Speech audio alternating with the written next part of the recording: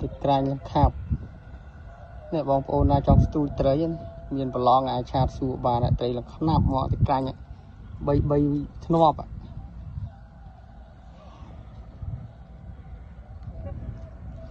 mới đặt cái này giờ mới màu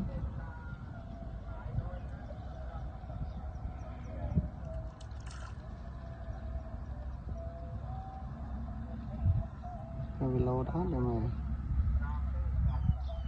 reload check out